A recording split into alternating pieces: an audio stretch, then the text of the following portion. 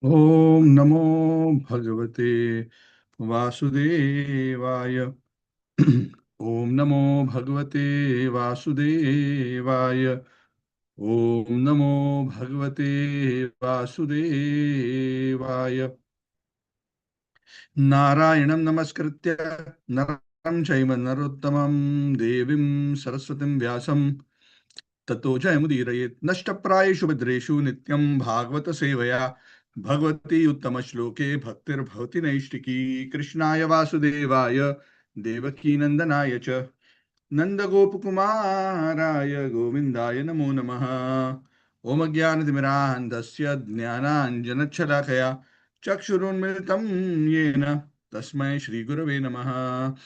श्रीचैतन्यमनोभीष्टं स्थापितं येन भूतले स्वयं रूपः कदा मह्यं ददाति स्वपदान्तिकं वन्देऽहं श्रीगुरोः श्रीयुतापदकमलं श्रीगुरून् वैष्णवांश्च श्रीरूपं साग्रजातं सहगणा रघुनाथान्वितं तं सजीवं साद्वैतं सावधूतं परिजनासहितं कृष्णचैतन्यदेवं श्रीराधाकृष्णपादान् सहगणललिता श्रीविशाखान्वितांश्च हे कृष्णकरुणा सिन्धु दीनबन्धु जगत्पते गोपेशा गोपिकान्त राधाकान्त नमोस्तुते तप्तकाञ्चन गौराङ्गी राधे वृंदावनेश्वरी वृषभानुसुते देवी प्रणमामि हरिप्रिये वंशकल्पतरुभ्यश्च कृपा सिन्धुभ्येव च पतितानां पावनेभ्यो वैष्णवेभ्यो नमो नमः।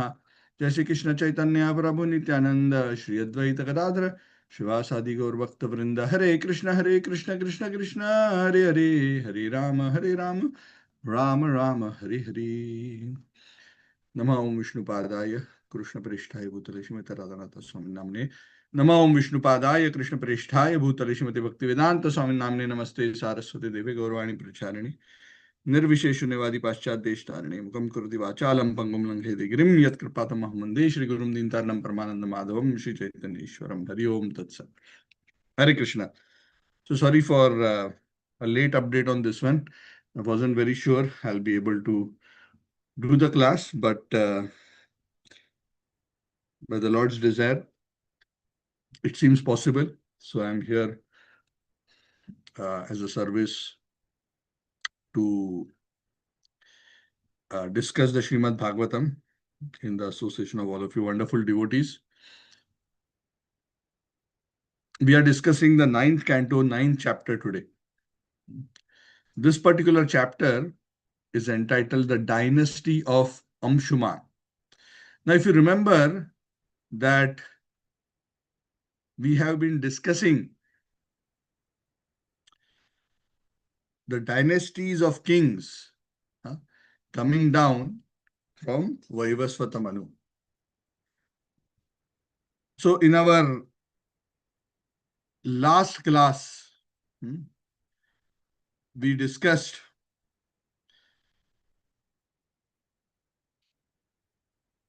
how King Anshuman inherited the kingdom from his father. So we are continuing now with descendants of Anshuman. So this King Anshuman was a very, very famous, pious king.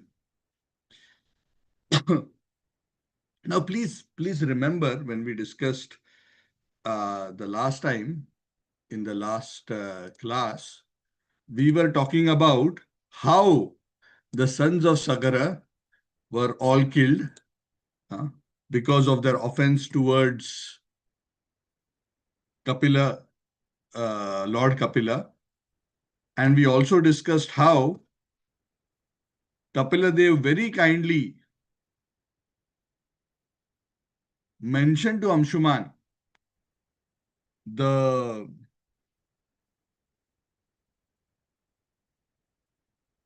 remedy for the death of the 60,000 uncles.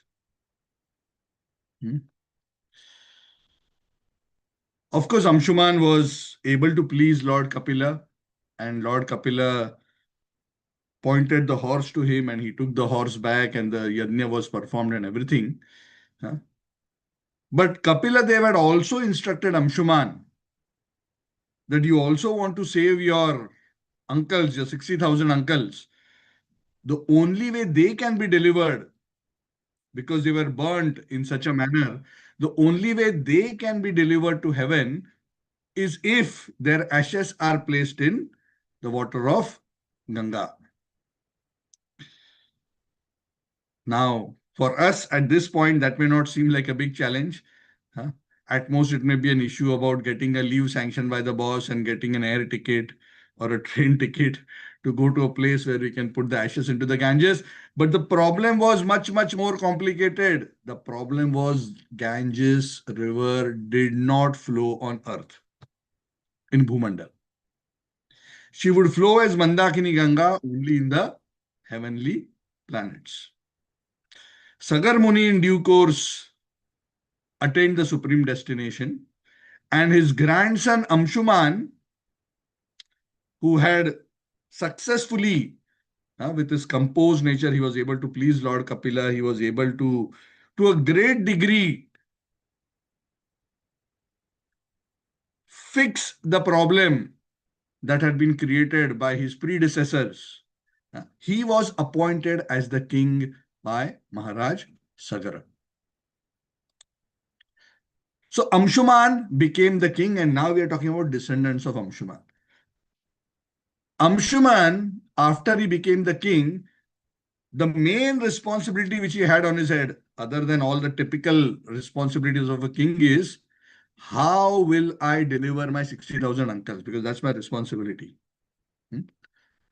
All of us have responsibilities towards the family, towards the lineage in which we are born. Unless one becomes a pure devotee of the Lord, one is born with various rina. Rina means debts. Debts towards the ancestors, debts towards the sages, debts towards the devatas, debts towards other living entities, debts to the parents, debts to society. So many kinds of debts. So when we are born into a family, not only are we inheriting the good things in the family, we are also inheriting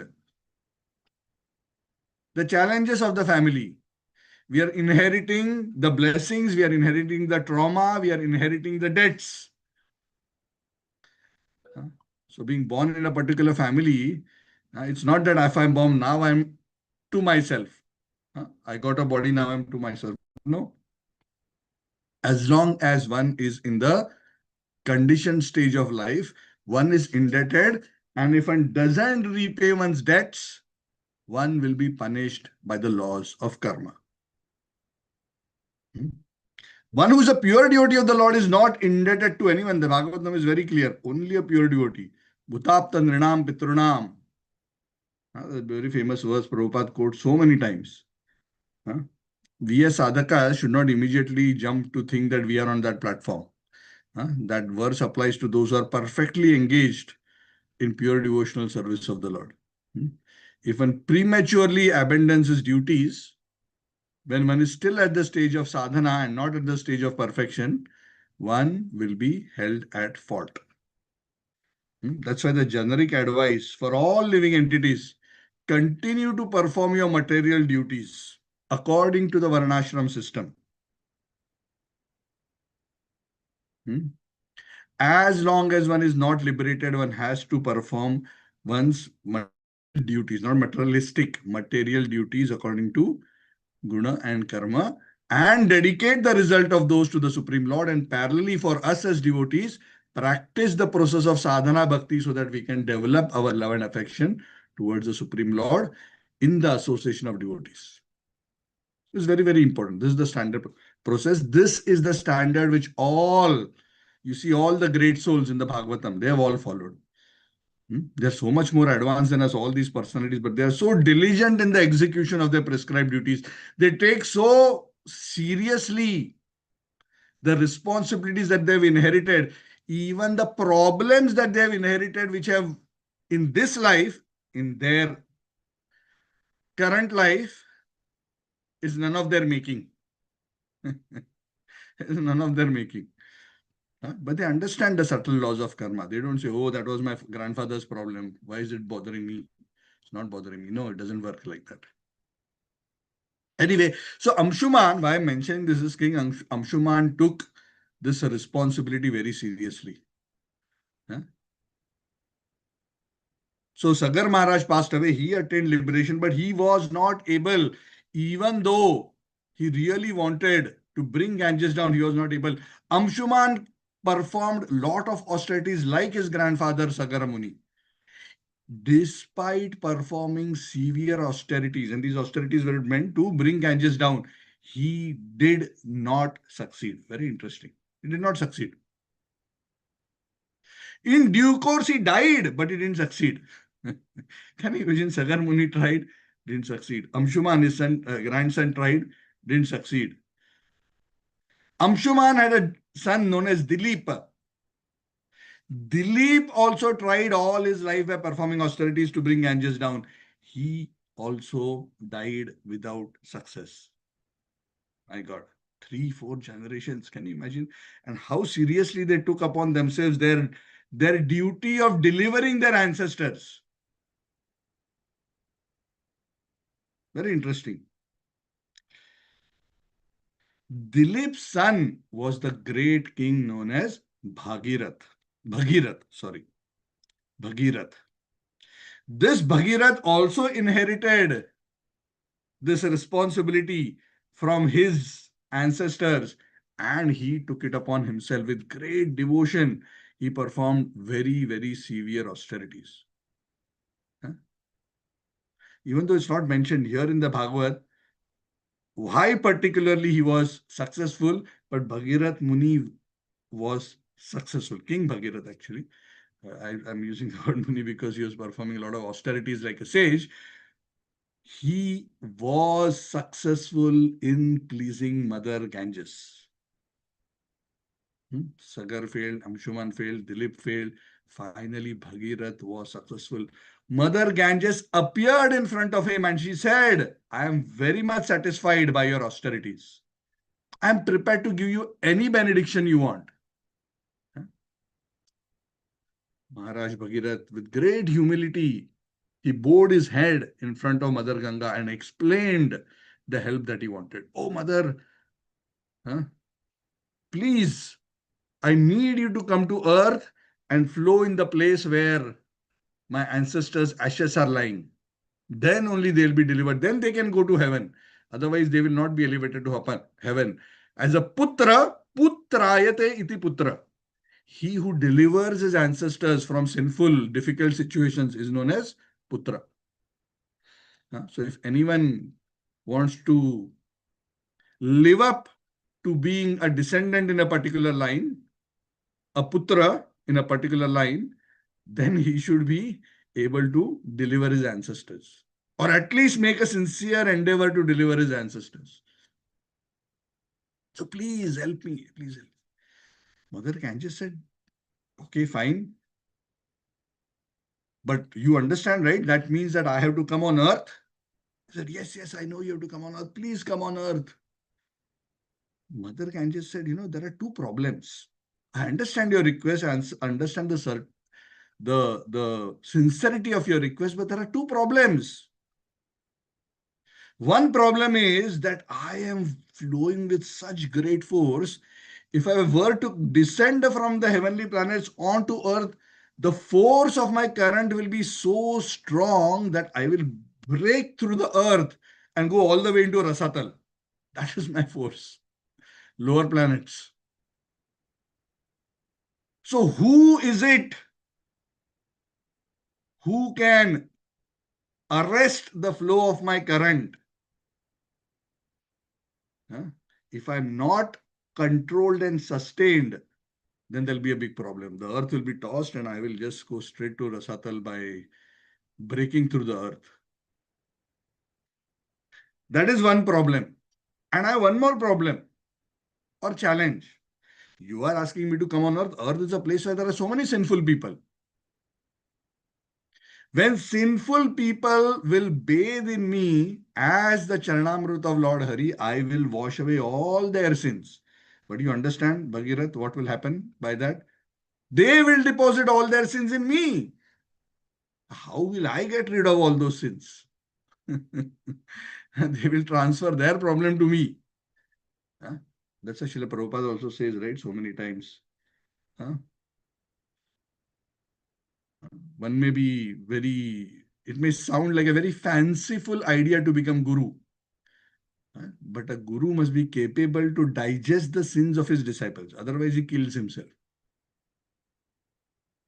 Being a guru is a very heavy position. It is not a cheap position. Sometimes when I say, oh, wow, so much respect, so much honor I will get, so much facility I will get. But what is that is not what is, the reason to become guru. A guru must be capable of delivering his disciple. Just like the parents must be capable of delivering the children, the guru must be able to deliver his disciples. Hmm? Otherwise, one should not become a guru. The Shastras are clear. So, very serious position. If one cannot digest the sins, then one will destroy himself. So, how? How will I become free from all the sinful reactions which accumulate in me? So, Bhagirath Muni was very, very clever, very smart. So, he answered the second question first. He said, oh, Mother Ganga, yes, what you said is true. So many sins will deposit in you. But I have a solution. Because you are the Charanamrit of the Lord, the water which has washed the toenails of Lord Hari in his form of Vamana. Pure devotees who are totally free from material desires, whose hearts are carrying the Supreme Personality of Godhead, they will also come and take bath in you. Now, the wonderful thing is, they will come to take bath in you, wanting to purify themselves with the Lord Charanamrit, but because they themselves are the carriers of the Lord in their heart, Tirtham Kurvanti Tirthani. Santas Tena Gata Brata. This is a different word. Vidura says. Huh? Those who are pure devotees, they purify even the pure places. What to speak of impure places?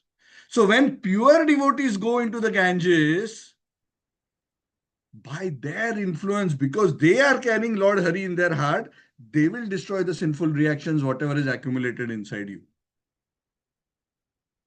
Gangadev said, yeah, that sounds good. But what about the other problem? What about the other problem? So Bhagirath Muni starts thinking, I have an idea. The only person in this whole world who is capable of taking the force of your current and arresting it is the empowered Lord Shiva, who's an incarnation of the Supreme Lord. He is not different from the Lord. And he is practically like the Paramatma of the universe. Because he's an incarnation of the Lord, he's like the Paramatma. He is interwoven into this whole existence, just like threads are interwoven into cloth. He's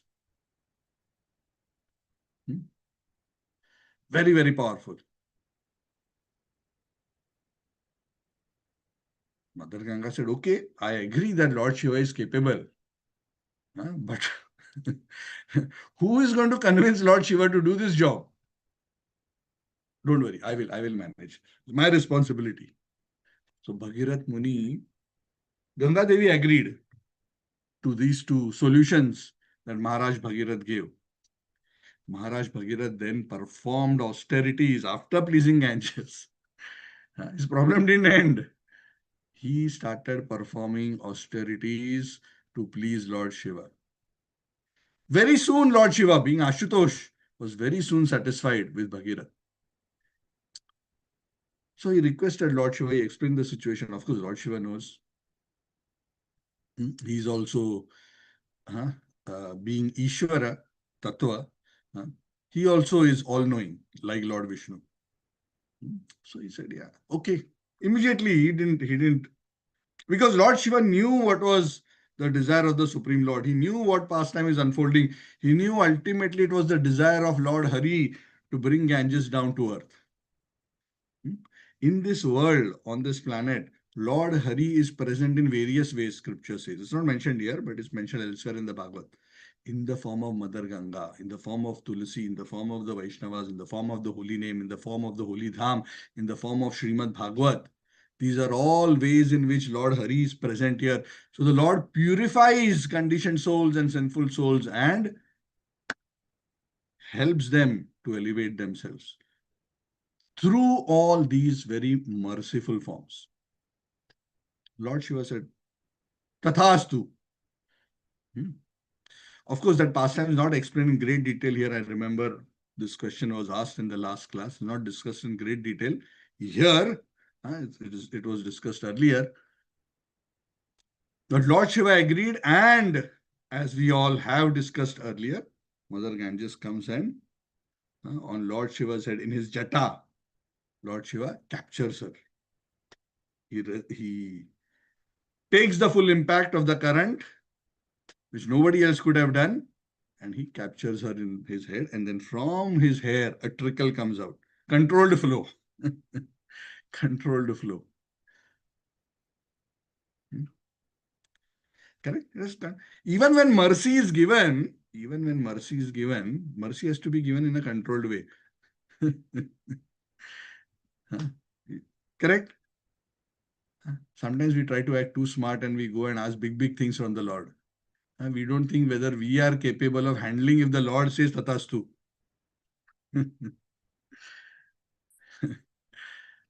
Then we'll say, no, Lord, I didn't ask for so much service. I just want little service. Why are you taking everything away?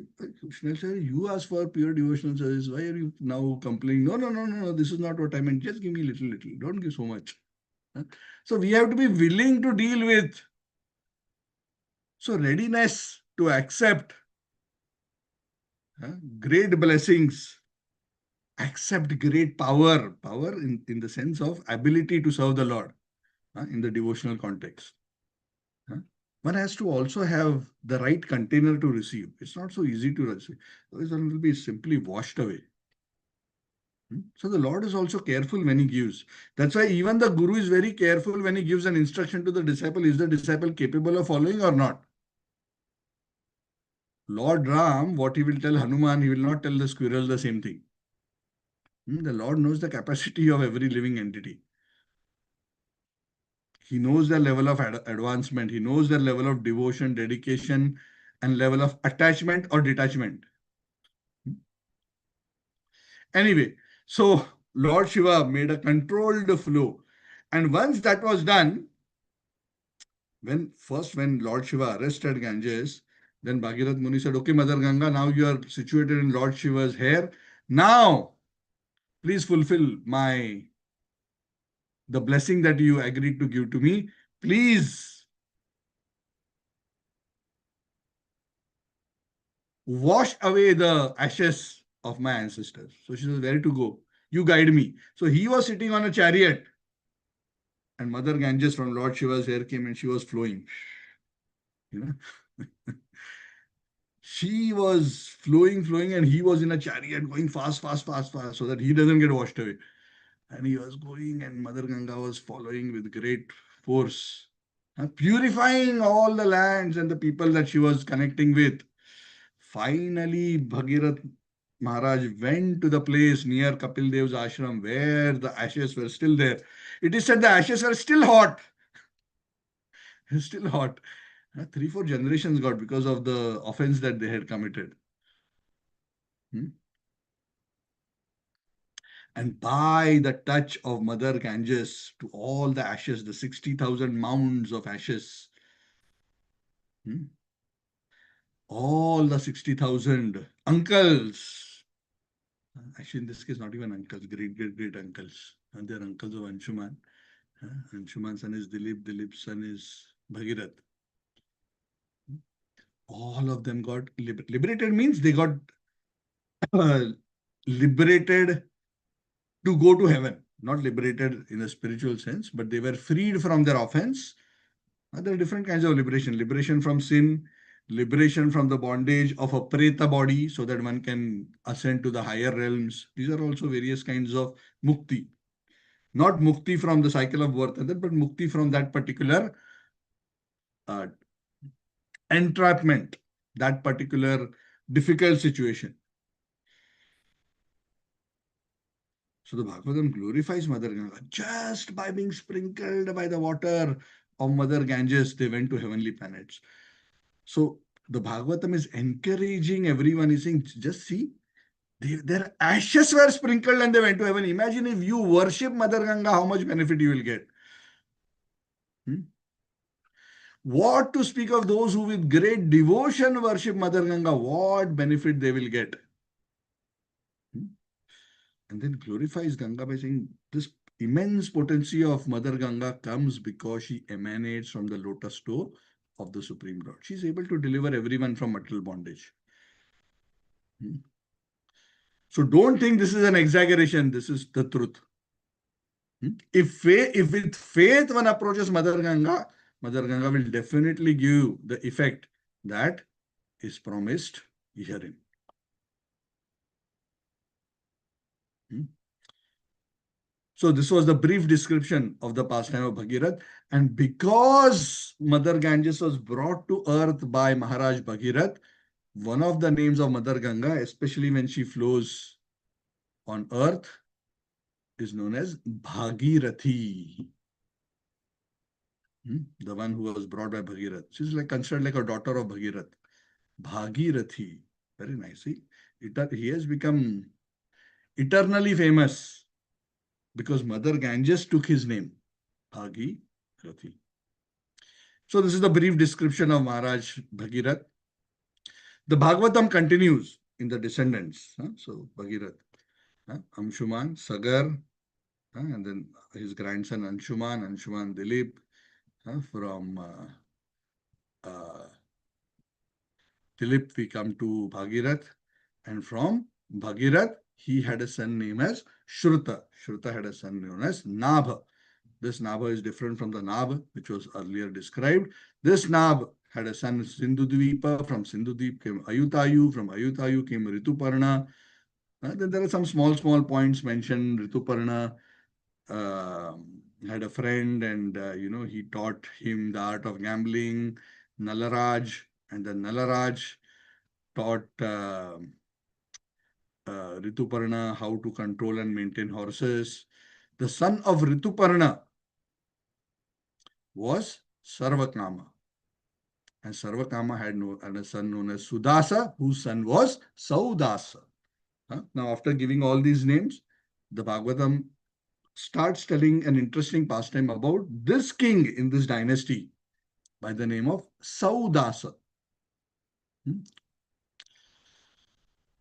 This Saudasa, Shukadeva Goswami mentions, he committed a mistake, and because of that, he was sonless and he was cursed by Vashishta Muni to become a Rakshas. Parikshit Maharaj said, oh, why Vashishta, such a great sage and spiritual master of Saudas, why would he curse Saudas? Please tell me about this. If it is not a secret, if it's a secret, then please don't reveal it to public. Huh?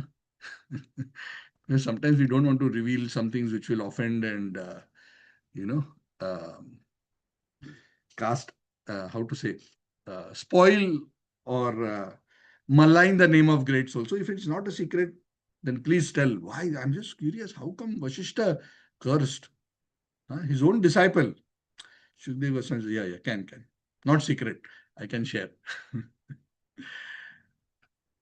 So he tells the story. It so happened, once Saudas went to the forest. That's something very interesting story. The Bhagavatam mentions. Saudas went to live in the forest. There he killed a Rakshas. There was a Rakshas and his brother staying. Now it is not mentioned here why he let his brother go, but he killed him, but he let his brother go. That brother, rather than being happy, this is the problem with Rakshas. You leave them, they're like snakes. You let them go, they will come back and take revenge. So this brother, he did not appreciate that Saudas let me go. He was thinking, how I will kill this Saudas. So thinking how to harm him, this particular brother of the Rakshas was also a Rakshas. He took a disguised form and he became a cook in the house of the king, King Saudas. So one day, Vashishta Muni was invited for dinner by Saudas. Vashishta Muni is the guru of Saudas. And this Rakshas cook who was disguised as a cook, this brother of the Rakshas who was killed, rather than cooking nice vegetarian, huh, without onion, garlic, offering to the Lord and giving, which he would normally do, he cooked human flesh and offered it to Vashishta Muni. Vashishta Muni sat down, he was about to eat. Mahaprasadi Govinde. Now Ramani Vaishnava. I started looking at the food. The food looks a bit different. Why it is looking and smelling different. So by his mystic powers, Vashishta Muni could understand that this is human flesh. He was so angry as soon as he realized that it is human flesh. He didn't even reflect a bit more to even understand whether this mistake was committed by Saudas or by someone else. He immediately concluded Saudas is doing mischief. So by his mystic power, he understood that this is flesh, but he didn't.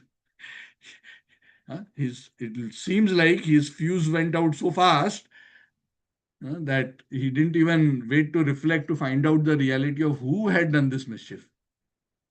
Immediately, Vashishta Muni cursed Saudas. You want to feed me flesh? You become a human flesh eater. Huh? So, what is the meaning of the word Rakshasa? Raksha Asa. He who eats human flesh. Rakshas. Rakshas basically means man eaters. That's why Ravan was called Rakshas. Ravan was born to a Brahman father, Vishrava Muni. Why is he a Rakshas? Because he would eat human flesh. He was a cannibal. He even threatened Mother Sita, if you don't accept my request, I will cook you for breakfast and have soup of your flesh. And that is Ravan, cannibal, Rakshas. So he was so angry, he thought Saudas is responsible, he's playing some prank on me. And Vashishta Muni got so angry that he cursed Saudas immediately. You become a Rakshas. You want me to eat human flesh, you become a human flesh eater.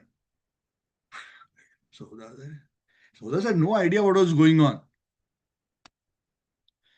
Then, after reflection, Vashishta understood, oh, this was not the job of Saudas. This was the job of this cook, the Rakshas who's disguised as a cook. And Vashishta was so repentful that he had cursed his nice disciple who actually just simply wanted to serve his spiritual master. Just see, this is the perplexity of material affairs.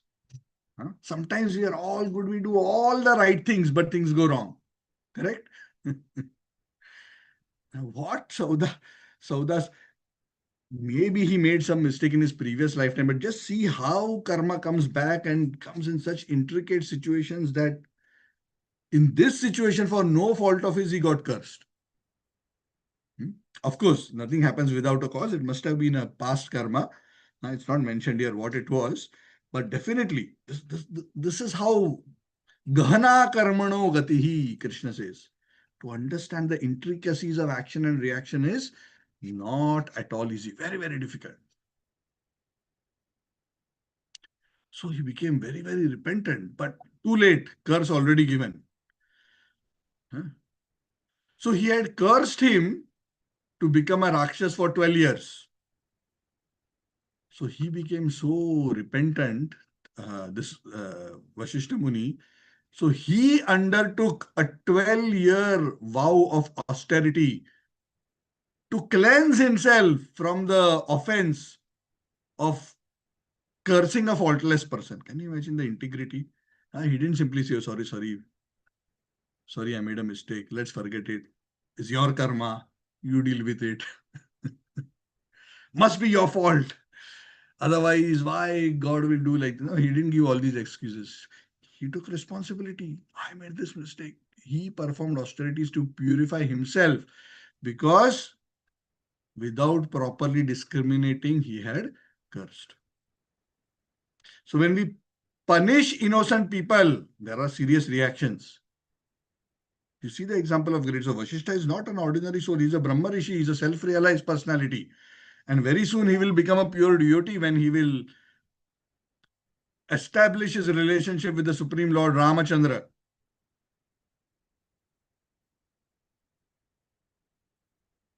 Actually, when Bhagavatam also mentions that Vashishta Muni cursed Saudas.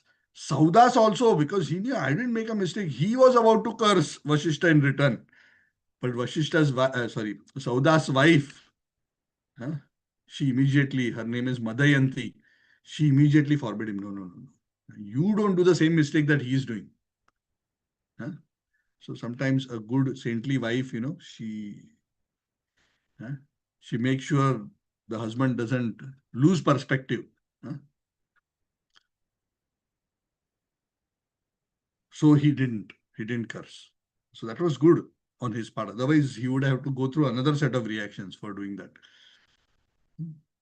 But nonetheless, the curse of Vashishta acted, and Saudas suddenly developed strong tendencies. Wherever he would look at living entities, he would develop the desire to eat them. All this while he was a nice vegetarian, only go to vegetarian restaurants, devotee restaurant. Now suddenly he sees a dog on the street, also he wants to eat. He sees a human being walking on the street, also he's thinking, yeah, I want to eat his flesh. And the power of the curse. Hmm? And Bhagavatam says he also developed, it's not mentioned how, he received a black spot on his leg, and that is why his name also became as Kalmasha Pada. Now this Kalmasha Pada, who's Saudas, huh, uh, he developed so much Rakshas tendency, he would roam around in the forest to look for human beings to eat. Can you imagine what degradation happened because of the curse of Vashishta? One day he was going through the forest, there was a couple, a sage and his wife, Brahmana sage.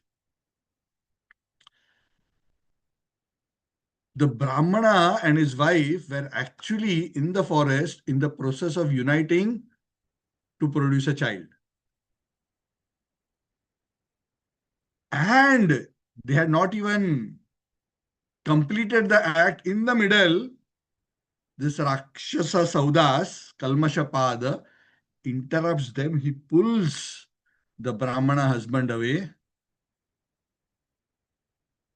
Huh? The wife, she's like pitifully yelling, don't do like this, don't do like this. He's a Brahmana. Huh? And she knows, because she's a very elevated Brahmana lady, she knows that this Sauda, what is the background of this Saudas? The background of Kalmashapad, that he's actually King Saudas. She says, no, your intelligence is just covered up because of that curse. Please remember, you are the Saudas. Don't do like this. This is a big offense. You are a descendant of Maharaj Ikshvaku. Please don't do this. Don't act irreligious way. I want to have a son. He's about to give me a son. You are spoiling everything. If he dies, I don't have a son. And if he dies, I, as a chaste lady, my life is finished. Everything is finished. I will also have to give up my life. Better you kill me and eat me first.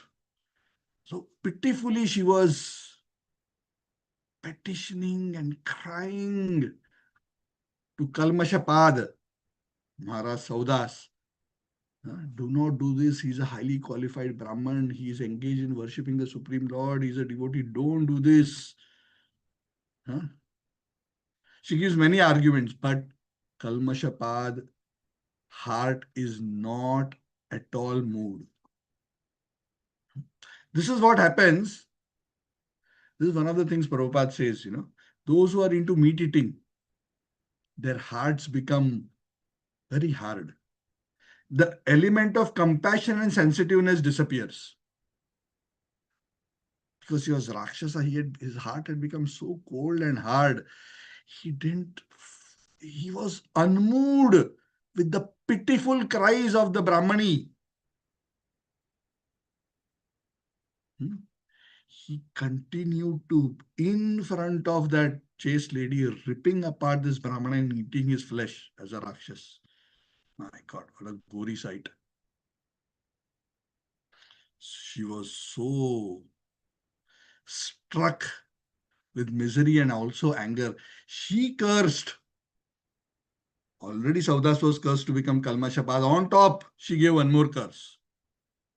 Oh, foolish, sinful person, because you have eaten my husband when we were uniting to produce a child, I curse you. As soon as you attempt to unite with any of your wives, you will immediately die. Hmm?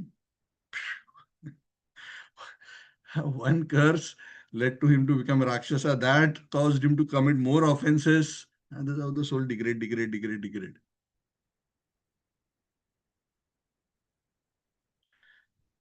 One more curse. Hmm?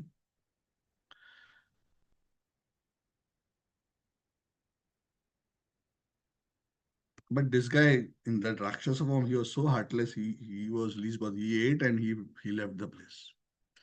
This poor woman, she collected the leftover bones of her husband, and put a funeral pyre, burnt the asthis, the bones of her husband, and also entered that fire and attained the same destination as her husband. Meanwhile, 12 years passed. Hmm? Remember 12 years? What was happening for 12 years? Vashishta Muni was performing austerity to get rid himself of the offense of cursing Saudas. But for the 12 years, on top of that situation of the curse, Saudas was further in bigger problem. Actually, after Vashishta came back, after 12 years, he liberated Saudas from that curse. Hmm?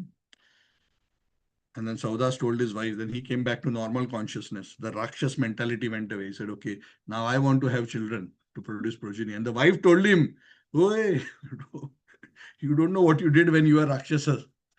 Huh? Your intelligence was totally stolen away, and this is what you did, and this is the curse. Too bad. You cannot have children because you will die if you attempt to." Big problem. So he was released from the curse of being a Rakshas, but the curse of not being able to have a child, indirectly, that curse continued to remain with him. So the king accepted his destiny. Okay, this is Krishna's will. Must have committed some offenses in my past life. That is why all this has unfolded in this way. Hmm? And he remained sunless because he knew he had to maintain his brahmacharya. The Bhagavatam says later,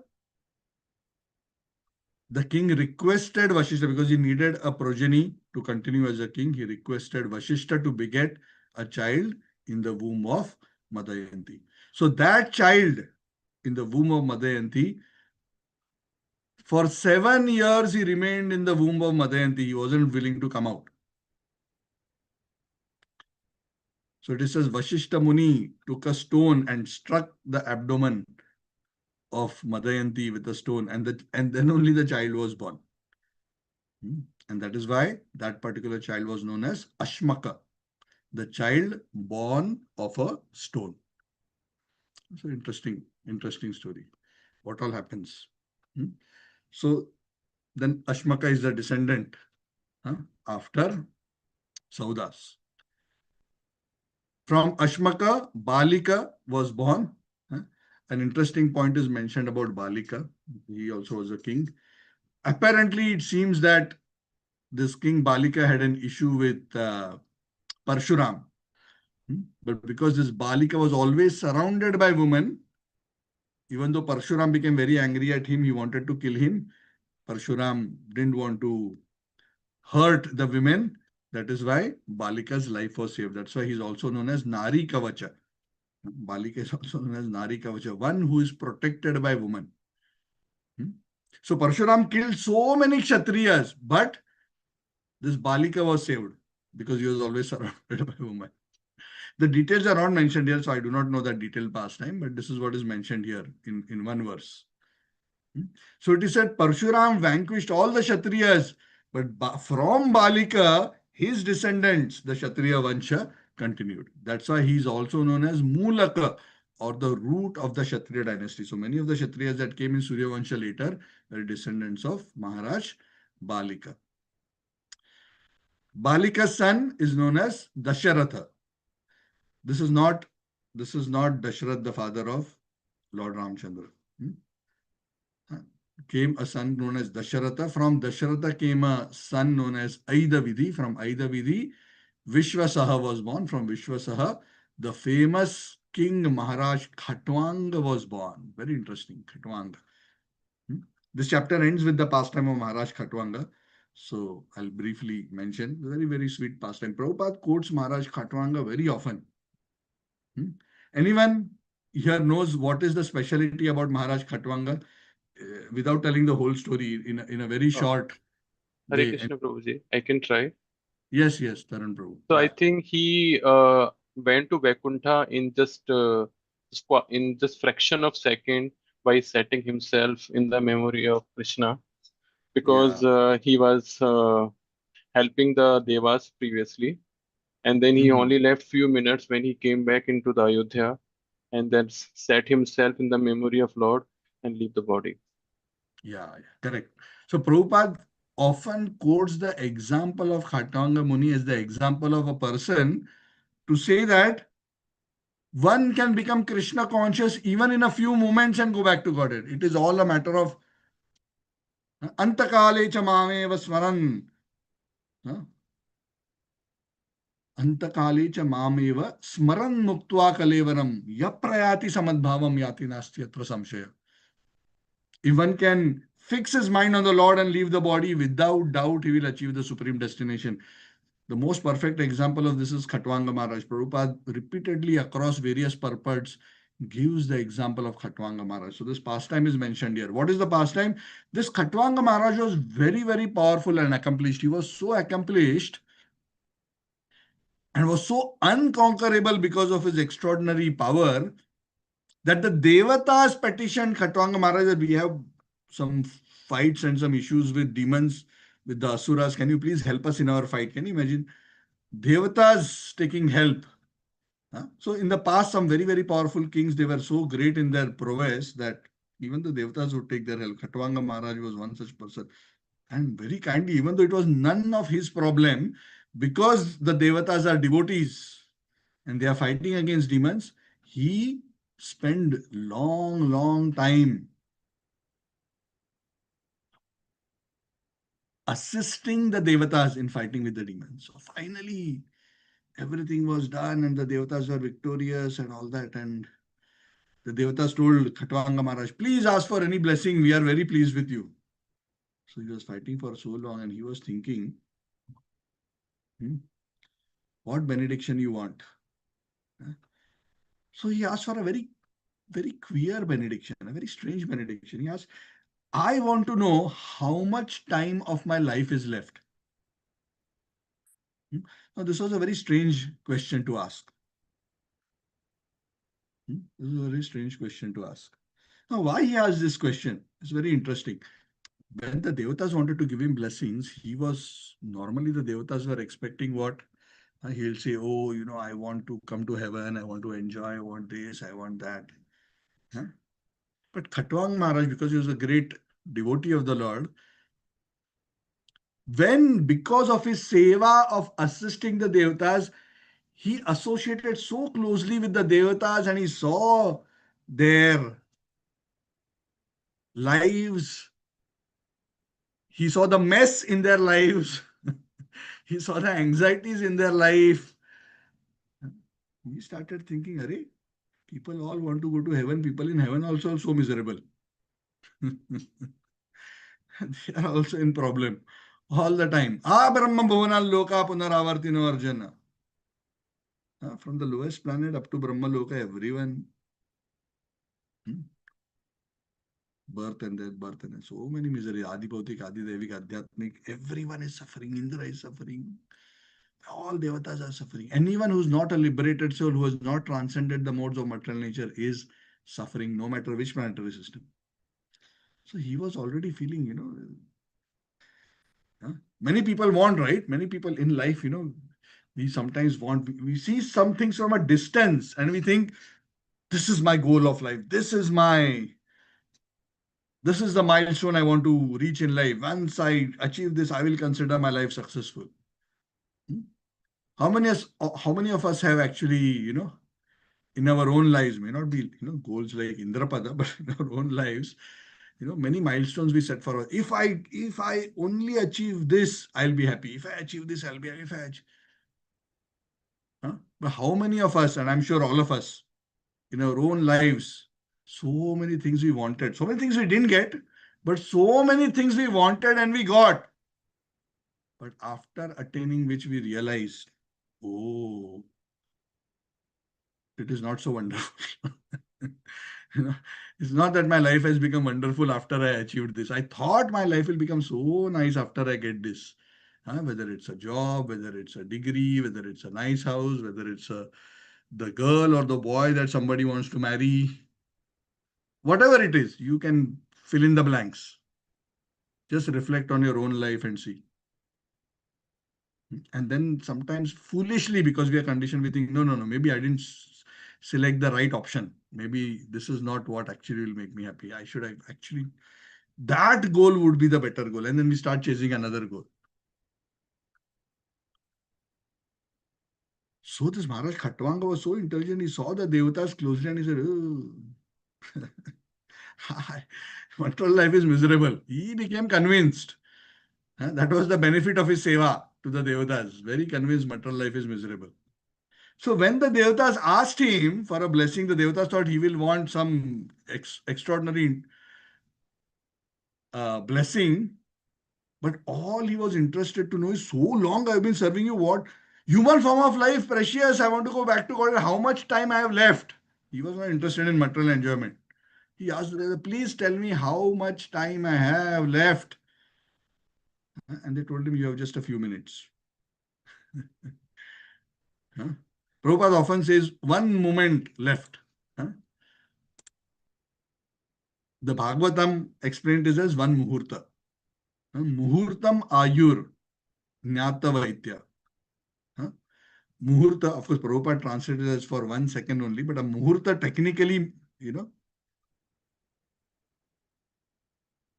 is an hour or so, hour and a half. Prabhupada is trying to say is very, very short time. What can you do? I mean, if you have 1 moment or you have 1.5 hours, for most of the time it is equally, inadequate to perfect your life, isn't it? So as soon as that answer was given to him, he did not tell the devatas, please fix my problem, I want more life, do something, nothing. He immediately went away from there. He even left his palace. He renounced everything instantly. Cut, cut, cut, cut, cut, cut, cut, cut, cut. All attachments cut. He sat in a place and fully focused his mind on the lotus feet of Lord. The Bhagavatam explains what was going on in Khatwanga's mind.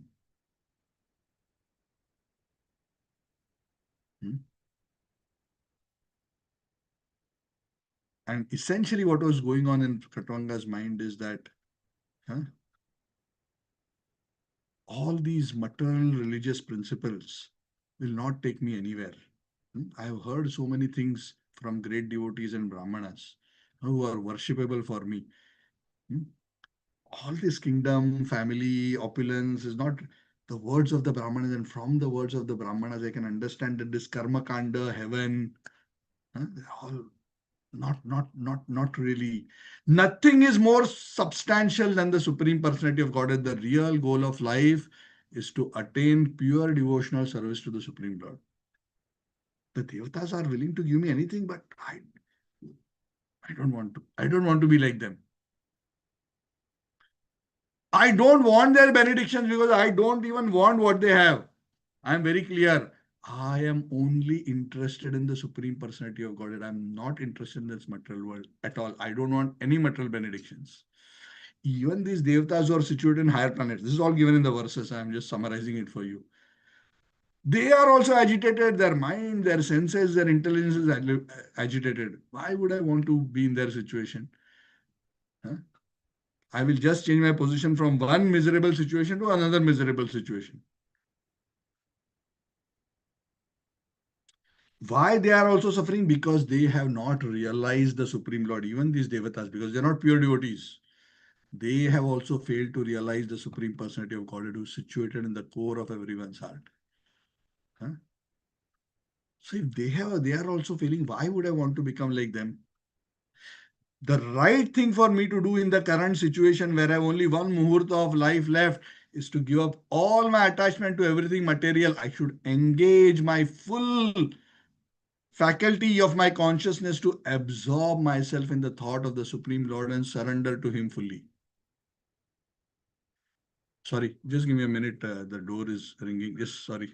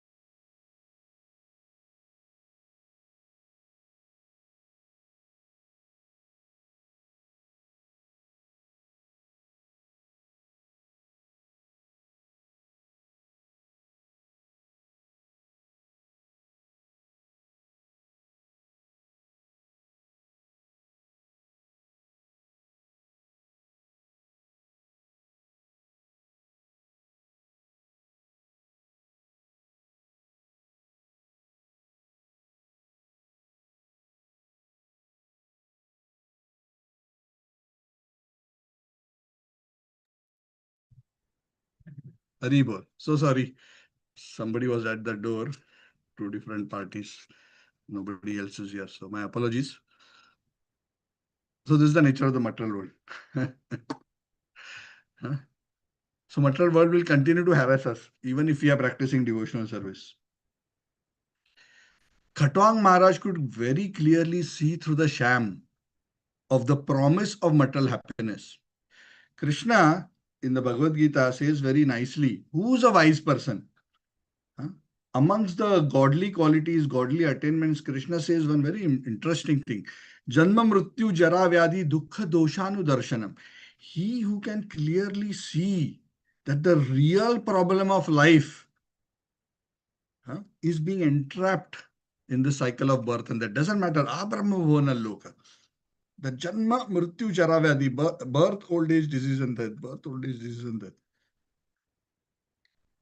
For the devatas, even though there is birth and death, but no disease and old age, for the devatas, still Khatwang Maharaj could see their lives are so much in stress. Right? Sometimes we are so excited by people who have attained great material success. We look at great prime ministers, great presidents, big CEOs, very successful, even greatly successful spiritual personalities. We only look at their popularity, we only look at how they are honored and treated, but we do not know what they have to go through in that particular role and capacity. Huh? Big success, big power, big position means big headache. It's as simple as that. So Khatwang Maharaj was very clear. This is not going to fix my problem. I want permanent happiness. The only way is if I can fix my consciousness on the Supreme Personality of God. I must give up all other hopes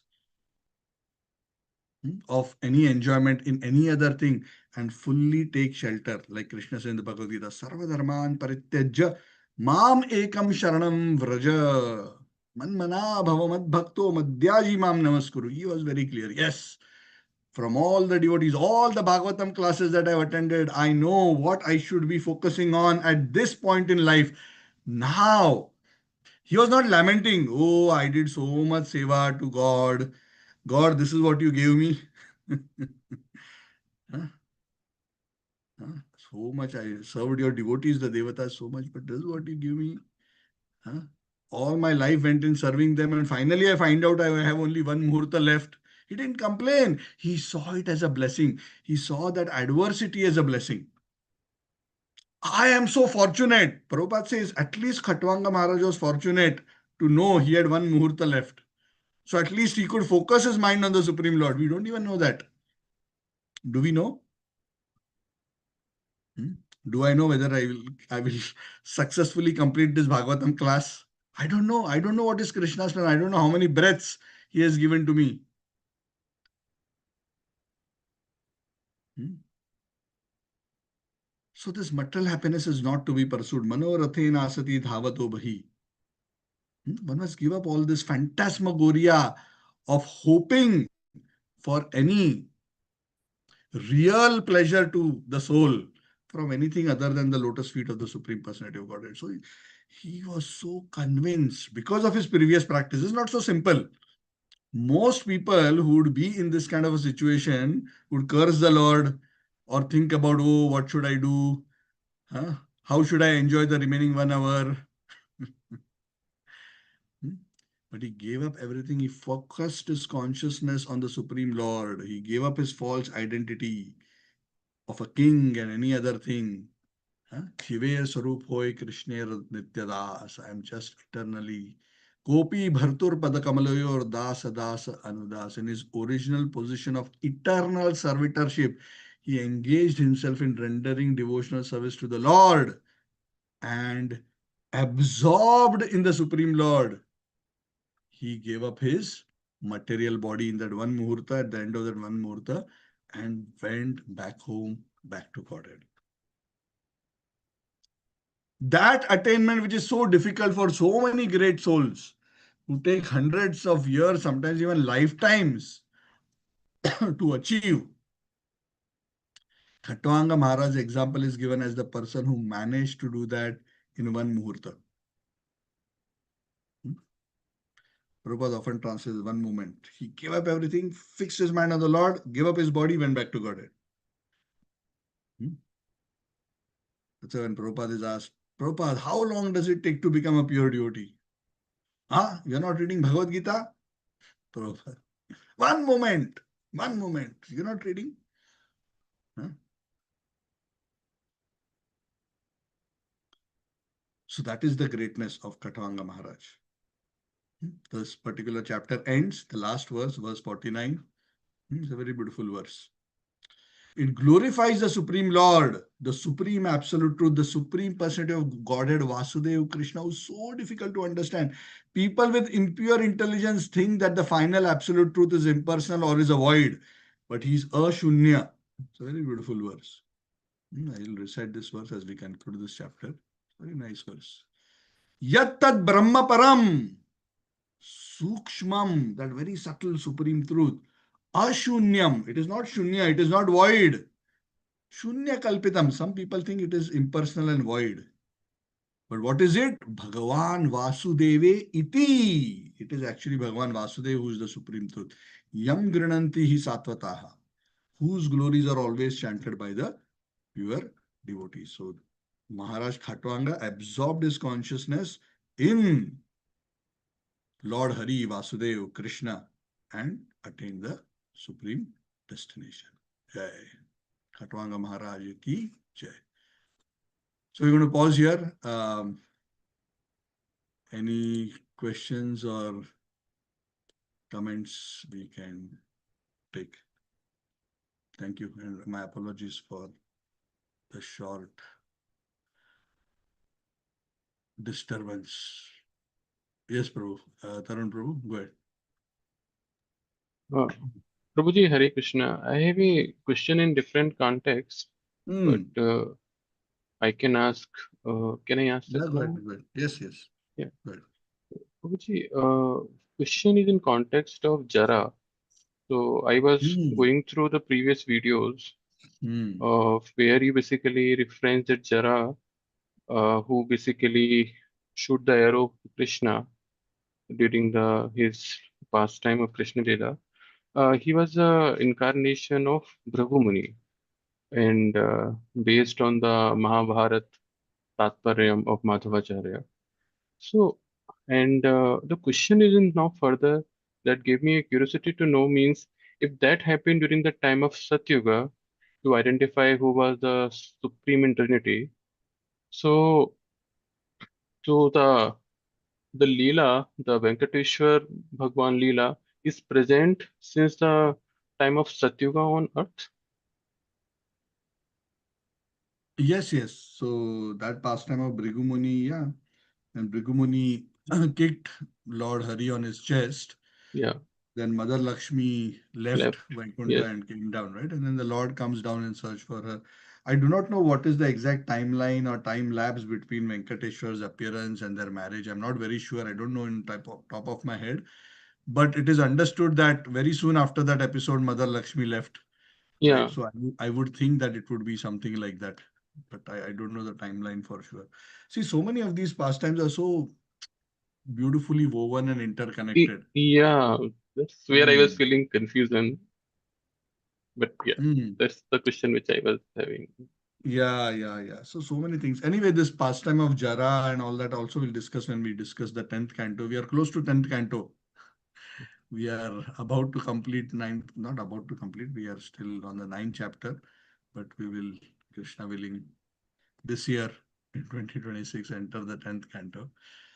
So yeah, all these things we'll discuss. So the point is, when you look at the lives of these great souls and what they have gone through, huh? Sometimes we feel, right? Oh my God, I'm a devotee, I've been chanting, but why so many difficult things are happening? Huh? Just imagine the kind of things we discussed with Saudas and that Brahmana and wife and all that, and the kind and their quality of their consciousness as compared to us and what all they have to go through. Gana Karmanagati, we don't know what all.